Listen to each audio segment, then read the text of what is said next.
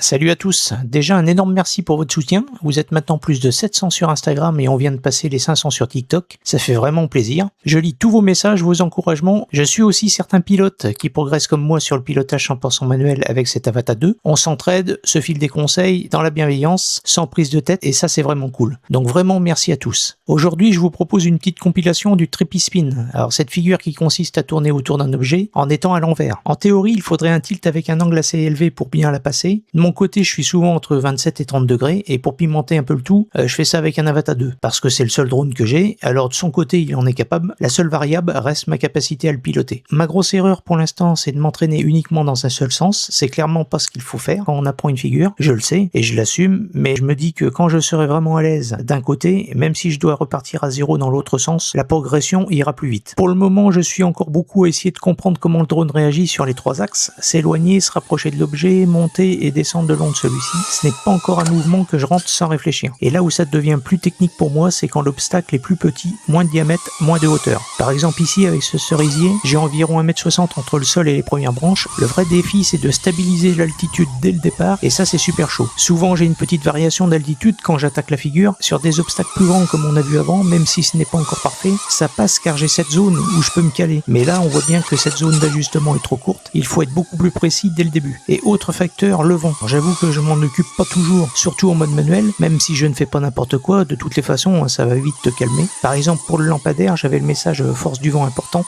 Le simulateur reste l'outil d'entraînement indispensable, mais comme à chaque fois, il faut bien passer au vrai monde. Je le redis, avec cet Avata du moins, sur cette figure, attention au vent. Donc je ne lâche rien, au final ce cerisier sera mon lieu d'entraînement IRL, c'est quand même plus sécure que dans le garage, et je sais que le jour où je passe proprement le Trippy Spin sur cet arbre, ce sera un vrai cap de franchi. Encore merci à tous pour la force, et à très vite les amis.